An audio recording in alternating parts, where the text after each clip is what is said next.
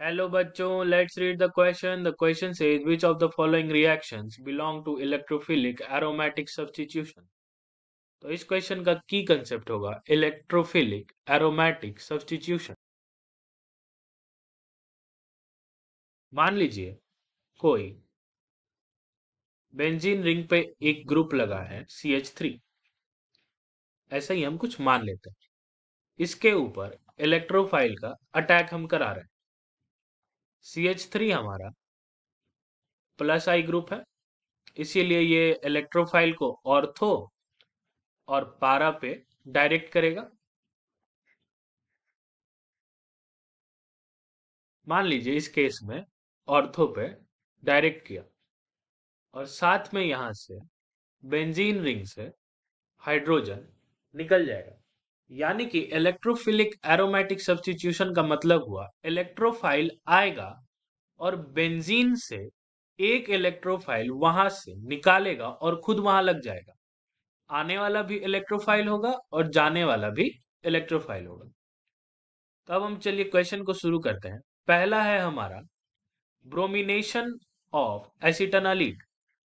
Structure बनाते हैं हम एसिटानालीड का, इसका हम ब्रोमिनेशन करा रहे हैं।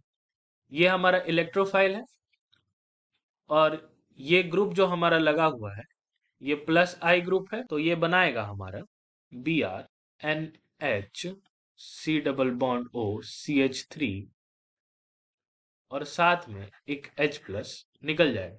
तो ये एक एरोमेटिक इलेक्ट्रोफिलिक सब्स्टिट्यूशन रिएक्शन है, क्योंकि इससे एक हाइड्रोजन जो पारा पोजीशन पे पहले हाइड्रोजन लगा हुआ था इस तरीके से वो निकल जाता है और उसके जगह पे एक इलेक्ट्रोफाइल ब्रोमीन आके जुड़ जाता है।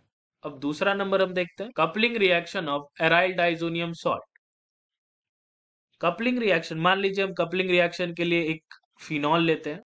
फिनॉल हमारा न्यूक्लियोफाइल का काम करेगा क्योंकि ये एक प्लस आई ग्रुप है, और हमारा इलेक्ट्रोफाइल का काम करेगा एराइल डाइजोनियम सॉल्ट, जिसका स्ट्रक्चर कुछ ऐसा होता है N2 प्लस Cl माइनस, और यहाँ पे न्यूक्लियोफाइल का काम ये कर रहा था और इलेक्ट्रोफाइल का काम ये कर रहा था।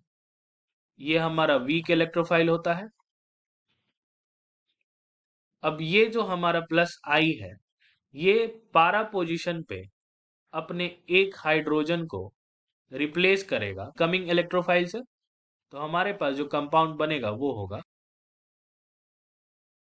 इसका नाम होता है पी हाइड्रोक्सी एजो बेंजीन, और यहां से H plus plus Cl minus release होता है जो HCl के फॉर्म में रिलीज होता है।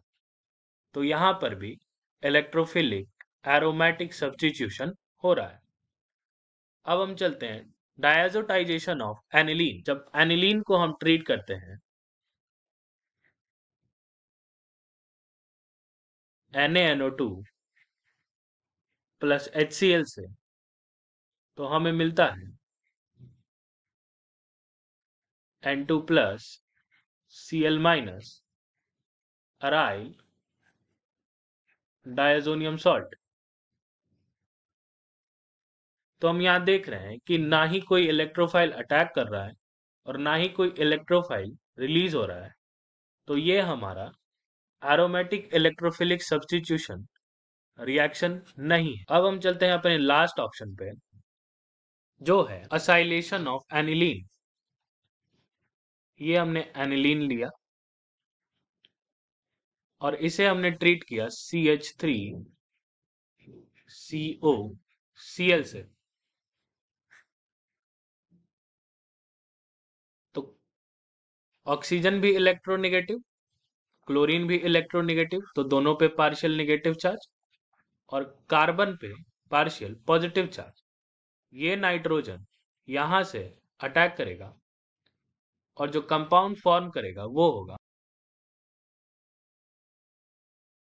ये ऑक्सीजन यहां फिर से बॉन्ड बनाएगा तो ये कार्बन इस क्लोरीन को छुट्टी कर देगा और यहां से नाइट्रोजन जो पॉजिटिव चार्ज लिए हुए है वो एक हाइड्रोजन को बाहर निकालेगा और फिर से जो कंपाउंड जनरेट करेगा वो कुछ ऐसा होगा, NH C bond O CH3, और यहां से Cl माइनस और H प्लस निकलेगा जो कि HCl के फॉर्म में निकलेगा।